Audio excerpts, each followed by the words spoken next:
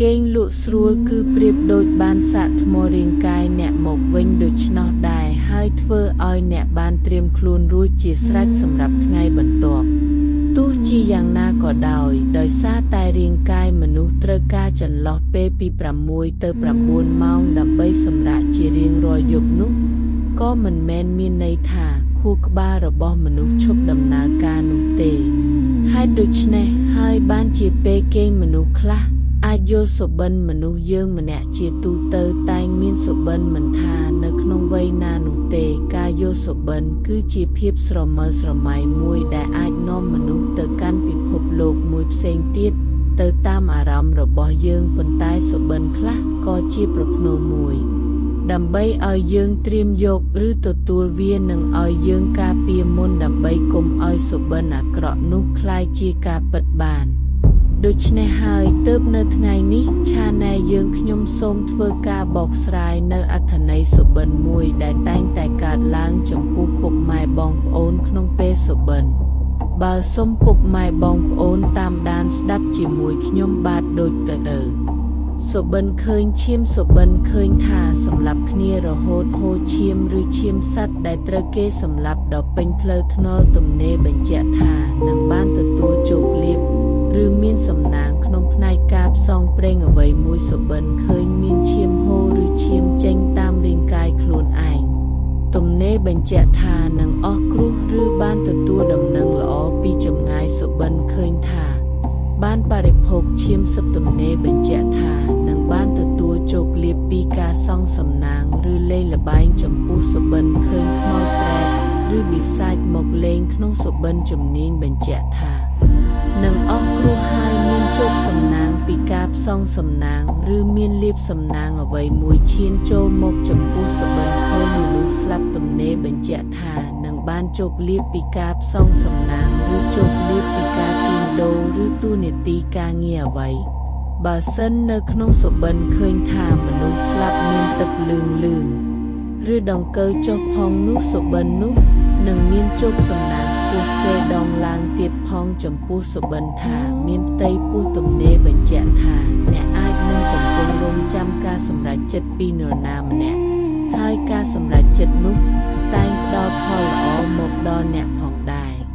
ចំពោះសុបិនថាពណ៌ក្មេងទំនិញបញ្ជាក់ថាអ្នកដែលនៅលីវនឹងបានគូចំណែកអ្នកដែលមានគូនឹងបានបុត្រចំពោះសុបិនឃើញក្មេងទំនៀមបញ្ជាក់ថាបើសុបិនឃើញទារកសល់ផ្លាស់នោះនឹងប្រាប់ហេតុឲ្យដឹងថាអ្នកនឹងបានលាភជាប្រកាសឬបានបុត្រក្នុងពេលឆាប់ខាងមុខ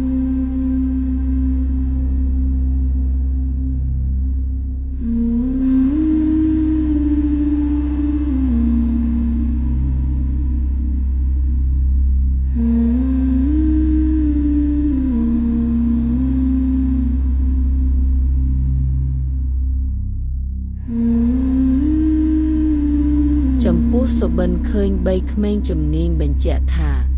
បើសុបិនឃើញបីក្មេងតាមចាស់បុរាណថាអ្នកនឹងបានទទួលលាភឬអាចបានបុត្រក្នុងពេលឆាប់នេះផងបើមានគូគ្រង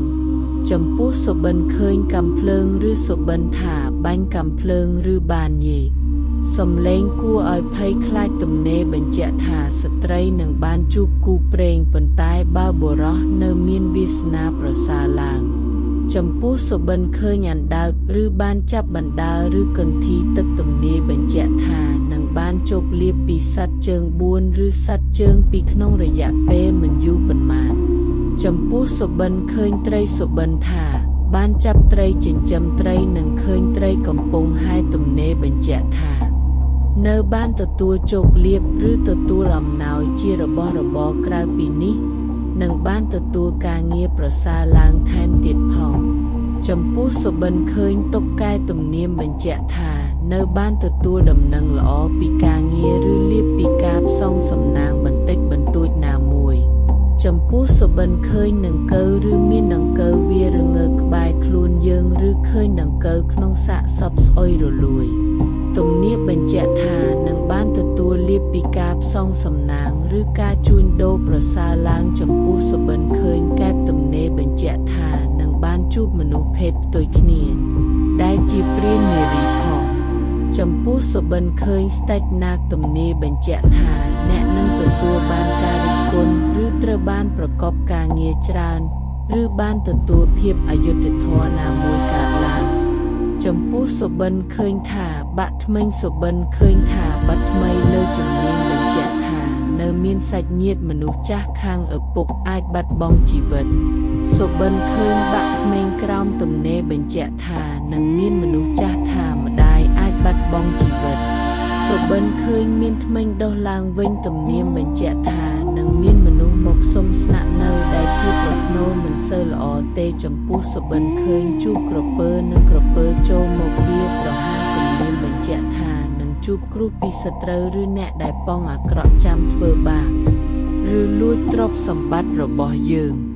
ចំពោះសុបិនឃើញសង្សារចាស់ទុំនេះបញ្ជាក់ថាអ្នកនឹងអស់គ្រោះហើយទទួលជោគលាភដោយមិនបានឬសង្ឃឹមទុកកាលពីមុនមកចំពោះសុបិនឃើញថាប្រសូតបុត្រទំនៀមបញ្ជាក់ថាកិច្ចការដែលលោកអ្នកបានគិតគូរនឹងទទួលបានភាពរលូនល្អ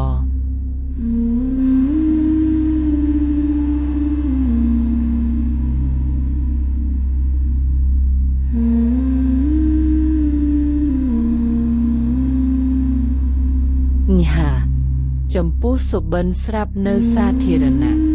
សំដៅថាយើងមិនទាន់ស្គាល់ពីខ្លួនឯងខ្វះទំនុកចិត្តហើយបារម្ភពីការគិតរបស់អ្នកផ្សេងបានចំពោះប្រផ្នូលនៃការយល់សុបិនទាំង5ដែលអ្នកមិនគួរមើលរំលងសុបិនឃើញប្រអប់ប្រផ្នូលឲ្យរឿងអាចកំបាំងឬការខកចិត្តណាមួយមានន័យថាអ្នកកំពុងភ័យខ្លាចថាមានរឿងសំខាន់ណាមួយ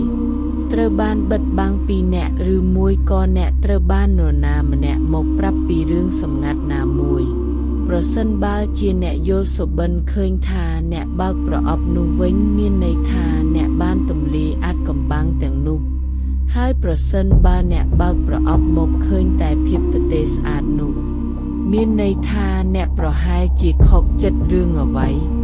ជាក់ជាមិនខានចំពោះសុបិនឃើញសុខភាពគ្មានសម្លៀកបំពាក់ធ្នូឲ្យមានការរិះគន់មានន័យថាអ្នកនឹងមានភាពភ័យខ្លាចក្នុងការទទួលយកការរិះគន់ពីនរណាម្នាក់ហើយគោលបំណងធំតែមួយគត់នៃសុបិននេះគឺឲ្យអ្នកចេះទទួលយកអ្វីដែលខ្លួនអ្នកមានហើយវាក៏ជាសញ្ញាមួយបញ្ជាក់ថាឲ្យអ្នកស្រឡាញ់ខ្លួនអ្នកឲ្យបានច្រើនចំពោះសុបិនឃើញភក់ជាពិតនោឲ្យមានការរីកចម្រើនប្រសិនជាអ្នកយល់សុបិនឃើញបែបនេះនោះមានន័យថាអ្នកនឹងបានរើបំរេះខ្លួនពីការជាប់គាំងនៃពួកជីវិតរបស់អ្នកហើយអ្នកនឹងចាប់ផ្ដើមអ្វីមួយថ្មីបានជាមួយនឹងភាពជោគជ័យចំពោះសុបិនឃើញសាទដោយសេរីភាពនឹងគ្នាការឡើងភេទប្រសិនបើជាអ្នកយល់សុបិនឃើញបែបនេះមានន័យថាអ្នកទំនងជារកបានស្នេហាមួយដែលល្អដែលអ្នកត្រូវតែបង្ហាញវាអ្វីដែលអ្នកមានចេញមកក្រៅដូចជាការដែលជឿជាក់លើខ្លួនឯងខ្លាំងជាងមុនជាដើមចំពោះសុបិនឃើញទឹកប្រផ្នូលឲ្យមហិច្ឆតានិងភាពរលូនទៅមុខបើសិនជាអ្នកយល់សុបិនឃើញទឹកមានន័យថាជីវិតរបស់អ្នកនឹងត្រៀមធូរស្រាលពីសម្ពាធណាមួយហើយមានភាពងាយស្រួលជាងមុនអ្នកនឹងទទួលបានជីវិតមួយដែលសាមញ្ញមួយត្រឡប់មកវិញបូករួមនឹងភាពសុខសាន្តបើខ្ញុំសូមបន្តនៅយល់សុបិន7យ៉ាងដែលបញ្ជាក់ពីលក្ខណៈរបស់កូនក្នុងផ្ទៃតាមការកត់សម្គាល់របស់ដូនតាខ្មែរតាំងពីបុរាណរហូតមកដល់បច្ចុប្បន្នមុនពេលមានផ្ទៃពោះក្នុងអំឡុងពេលពោះស្ត្រីជាម្ដាយតែងយល់សុបិនឃើញរឿងនេះរឿងនោះបើស្ដីជាម្ដាយយល់សុបិនឃើញរឿងទាំងនេះមុនពេលមានផ្ទៃពោះ1 ខែឬអំឡុងពេលពោះបាន1 ខែឯណោះបញ្ជាក់ថានឹងមានកូនហើយមានធ្លាក់មានចរិតលក្ខណៈទៅតាមការយល់សុបិននោះ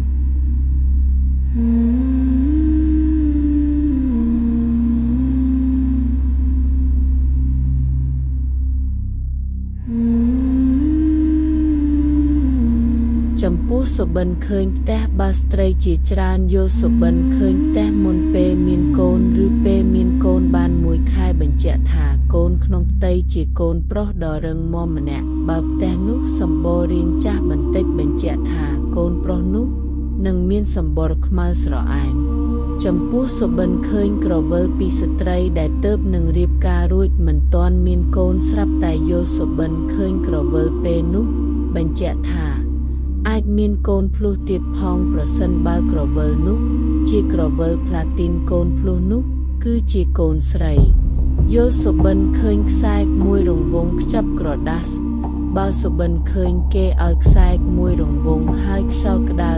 គឺជាយល់សុបិនល្អបំផុតបើស្ត្រីកំពុងមានផ្ទៃពោះកន្លះខែ